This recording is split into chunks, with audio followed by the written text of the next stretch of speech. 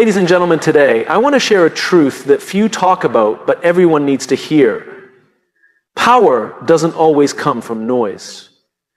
True power comes from silence, from strategy, from knowing when to act and when to wait.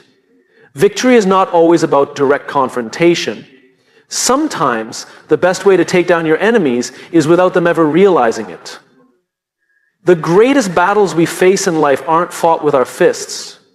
They're fought in our minds. Before any confrontation, before any challenge, before any obstacle, the first battleground is within. This is where the war is either won or lost, long before you ever step onto the field. The truth is, it's not the strongest, the loudest, or even the most aggressive who come out on top. It's the one who masters their mind, controls their thoughts, and refuses to be shaken by external forces.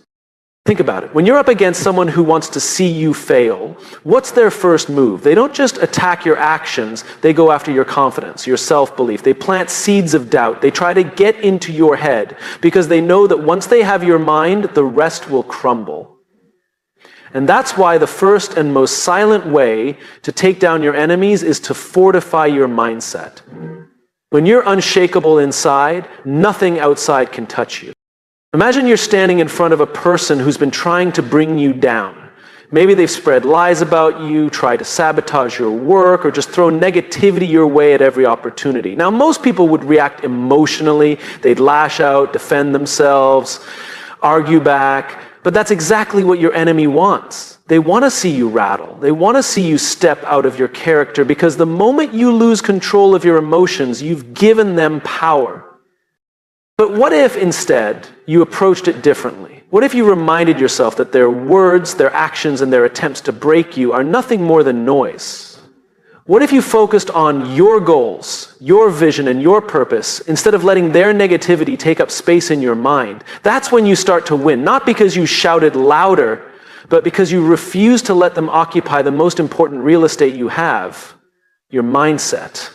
When you start with the mind, you gain clarity. You stop reacting impulsively and start responding strategically. You begin to see your enemies not as obstacles, but as opportunities to strengthen your mental resilience. Every time someone tries to pull you down and you don't let it affect you, you're building a fortress inside your mind. And the stronger that fortress becomes, the less control anyone has over you. This doesn't mean you ignore problems or pretend conflicts don't exist. It means you approach them from a place of power, not weakness. You decide when to engage, how to engage, and whether it's even worth your energy.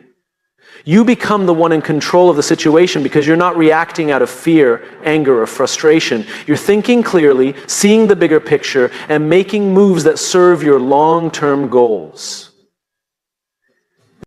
One of the most powerful things you can do is to detach from the need to prove anything to your enemies. When you've mastered your mind, you don't need to prove your worth to anyone. You know who you are, what you're capable of, and where you're headed. And that inner confidence is something no one can take away from you. Your enemies will try to shake you, but they'll fail because you've already won the most important battle, the one within. It's easy to think that strength is about how hard you hit back or how loudly you can fight. But the truth is, real strength is silent. It's the ability to walk into a room full of people who doubt you and still carry yourself with confidence. It's the discipline to stay focused on your goals even when others are trying to distract you. It's the resilience to keep moving forward no matter how many obstacles are thrown in your path.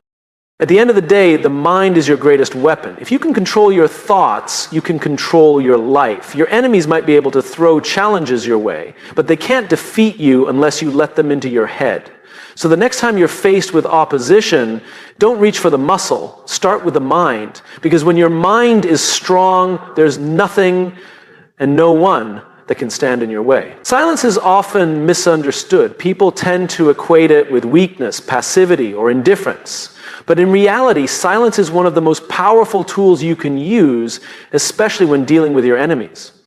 Think about the last time you were in an argument or faced someone who wanted to provoke you. Their energy fed off your reactions. The more you responded, the more they pushed, because your words gave them insight into your emotions, your triggers, and your mindset. But imagine if, instead of reacting, you stayed silent. Imagine maintaining eye contact, staying calm, letting them fill the space with their noise while you gave them nothing in return. That silence would speak louder than any argument ever could. It's uncomfortable, it's unnerving, and that discomfort forces your enemies to reveal more about themselves while you remain in control. Silence is not just about withholding words, it's about controlling the space. When you don't respond, you force the other person to deal with their own thoughts, their own insecurities.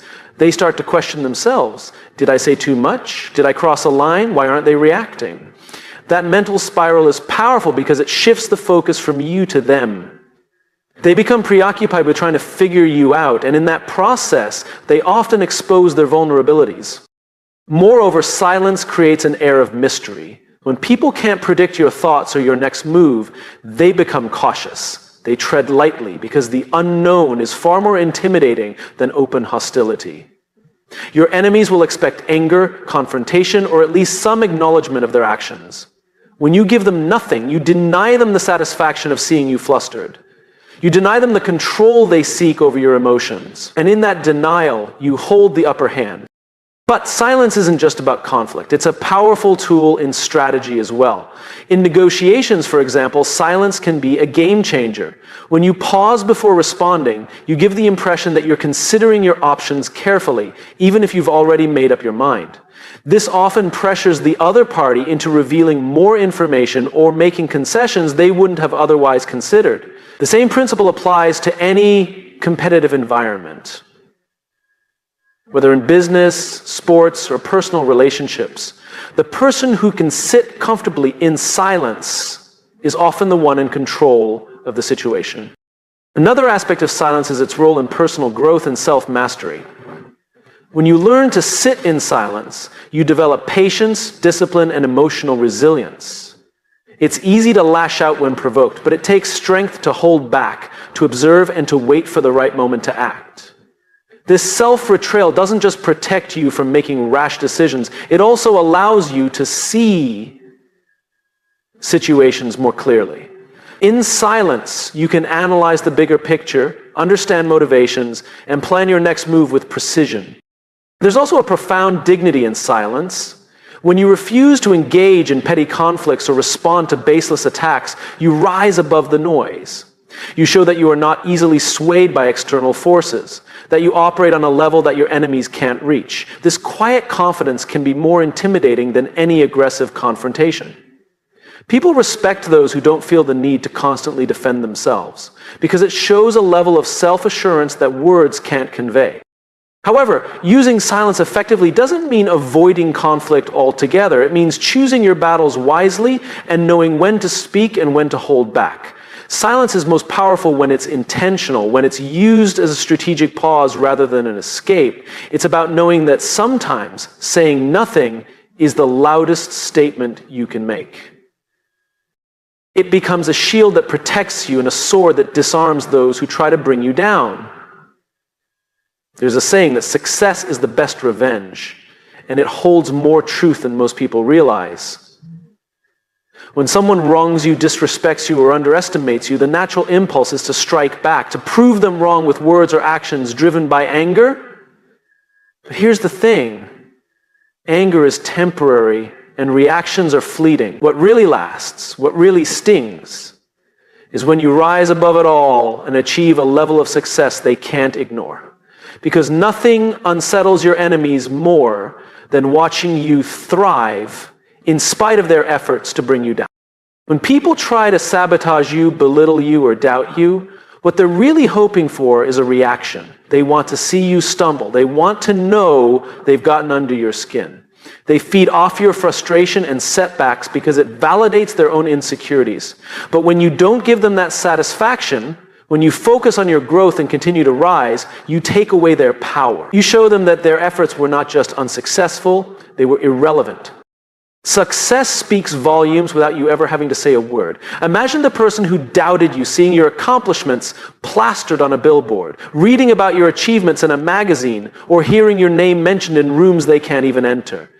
That's a level of vindication no argument can match. Because in the end, words can be dismissed, but success is undeniable. It's a living, breathing testament to your resilience, your hard work, and your refusal to let negativity define you.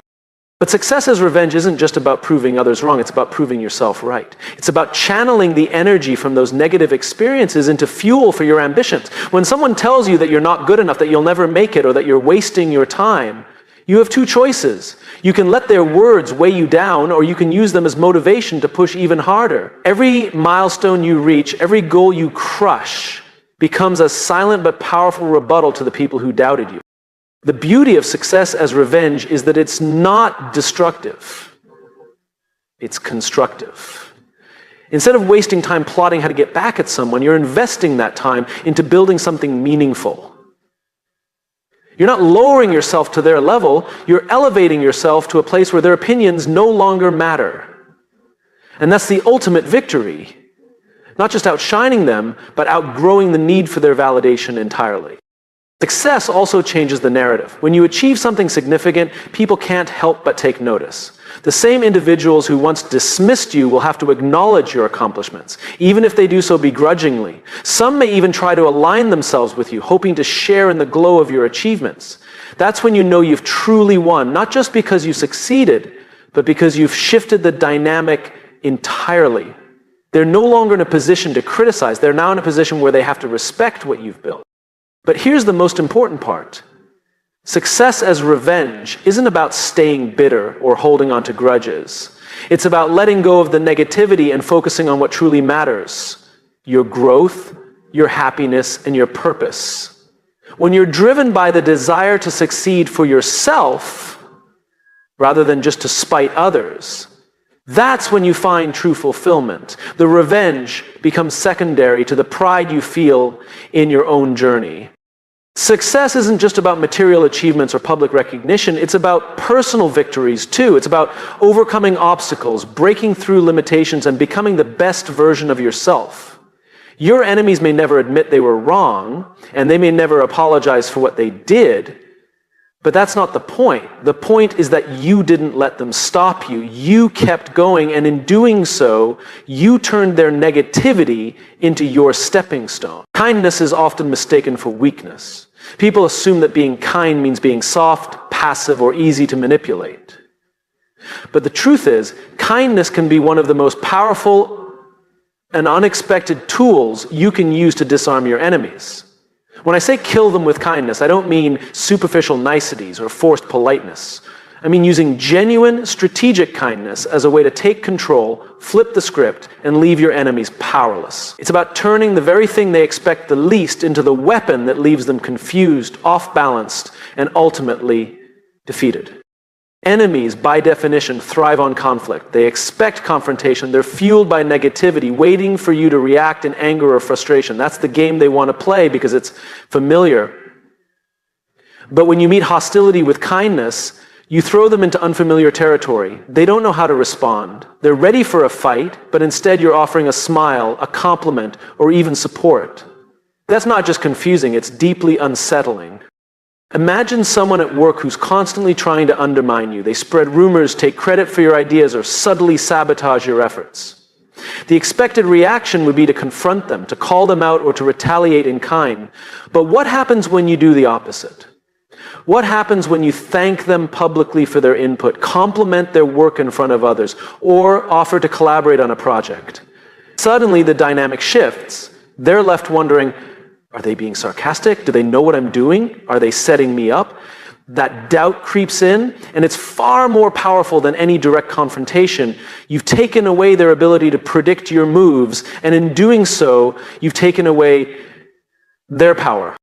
Kindness doesn't just confuse your enemies, it exposes them. And when you consistently respond with grace and positivity, any negativity they throw your way stands out even more. Their hostility becomes obvious to everyone around them. While you're maintaining your composure, they look petty, bitter, and insecure. Over time, people will start to see the contrast. They'll notice that you've handled the situation with dignity, while your enemy has only managed to reveal their true colors. And that's a reputation hit far more damaging than anything you could have said or done in retaliation.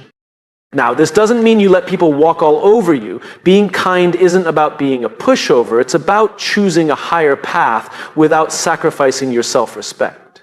You can set boundaries, stand your ground, and protect your interests while still being kind. The difference is that you're doing it from a place of strength, not spite. You're controlling the situation, not letting the situation control you. And here's the thing. Kindness benefits you, too. Carrying around anger and resentment is exhausting. It drains your energy and keeps you locked in a cycle of negativity.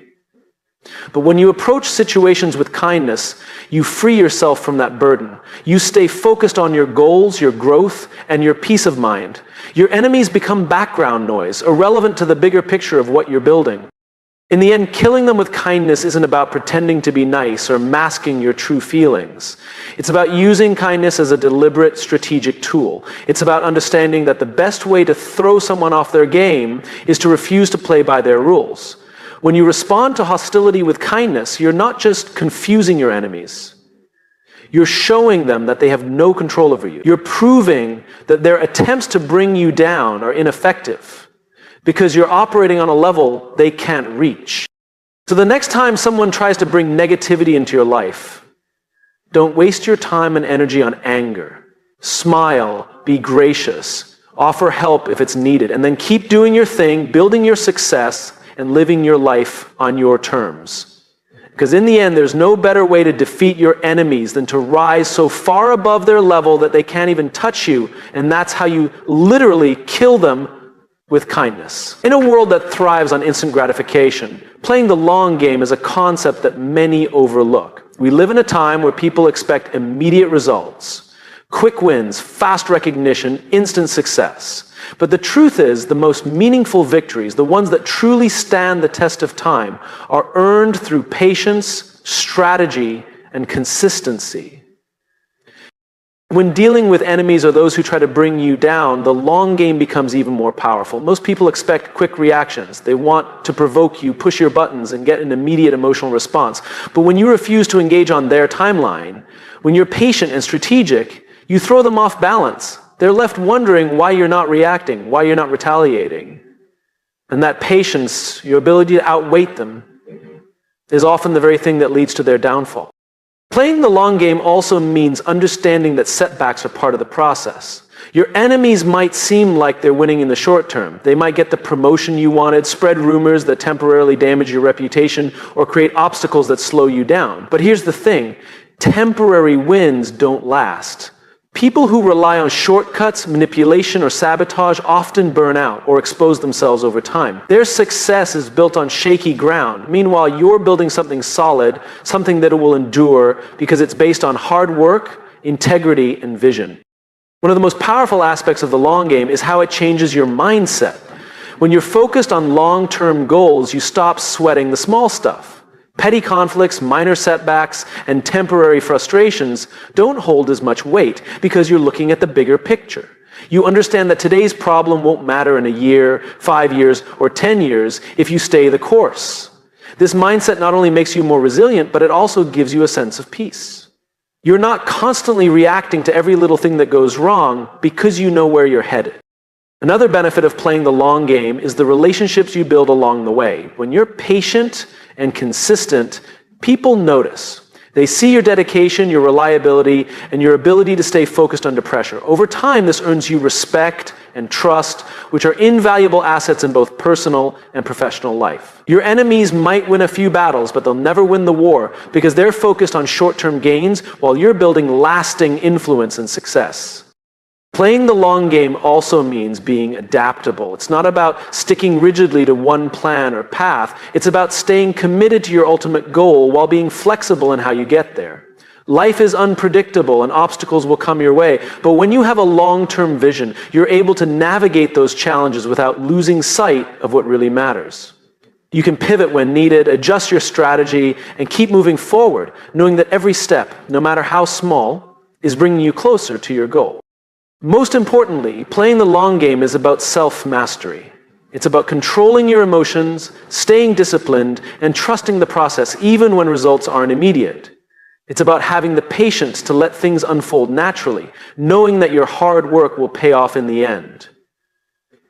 Your enemies might try to rush you, provoke you, or distract you, but when you're committed to the long game, none of that matters. You're not competing with them, you're competing with yourself, and that's a battle you're destined to win.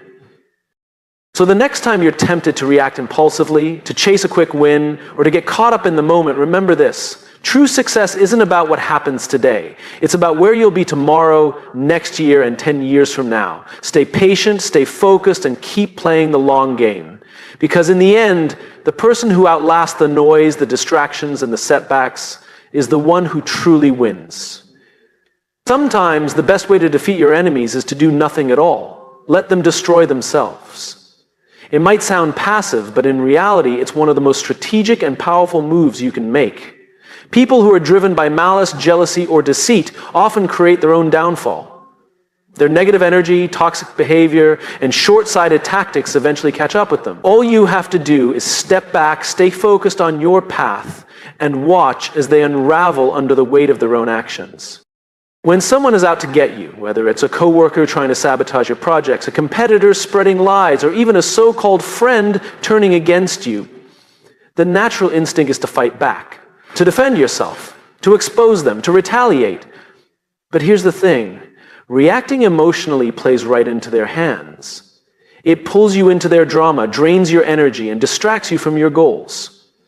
Worse, it puts you on the same level as them. Instead of elevating yourself, you get caught in a cycle of negativity that can cloud your judgment and damage your reputation. But when you choose not to engage, something interesting happens. You deprive them of the conflict they crave. They're expecting you to react, to lash out, to fight back, because that's how they thrive, by feeding off the chaos they create. But when you refuse to give them that satisfaction, they're left floundering. They're stuck with their own negativity, and without anyone to direct it toward, it starts to consume them from the inside out. People driven by malicious intent often lack the self-awareness to see how their behavior is affecting them. They're so focused on trying to bring others down that they don't realize they're digging their own grave. Their toxic actions isolate them from others, erode trust, and eventually expose them for who they really are. Over time, their lies catch up with them, their manipulations become obvious, and the bridges they've burned leave them stranded. You don't have to lift a finger, they'll do all the work for you. Think about it like this. A person who constantly gossips and spreads rumors may feel powerful in the short term. They might even succeed in turning some people against you, but eventually those same people will start to question the gossiper's motives. If they're willing to talk behind your back, what's stopping them from doing the same to others? Trust is fragile, and once it's broken, it's hard to rebuild. The very tactics they use to harm you will eventually backfire, leaving them isolated and exposed. Letting your enemies destroy themselves also frees you to focus on what really matters. Your own growth, success, and happiness. When you're not bogged down by their negativity, you have more energy to invest in your goals. You can channel your time and effort into building something meaningful, something that outshines any attempt to bring you down. And as you continue to rise, their efforts will seem smaller and more insignificant. The contrast between your success and their self-destruction will become impossible to ignore. There's also a certain elegance in this approach. By refusing to engage in petty conflicts, you demonstrate a level of maturity and self-control that commands respect. People notice when you handle adversity with grace. They see that you're not easily rattled, that you don't stoop to the level of those trying to harm you. This not only strengthens your reputation, but also attracts allies who admire your integrity. While your enemies are busy tearing themselves apart, you're building relationships, opportunities, and a legacy that speaks for itself. It's important to note that letting your enemies destroy themselves doesn't mean being passive or ignoring real threats. It means choosing your battles wisely and recognizing when it's better to let time and their own behavior do the work. In situations where direct action is necessary, like protecting your safety, your rights, or your well-being, by all means, take appropriate steps. But in many cases, patience and restraint are far more effective than confrontation.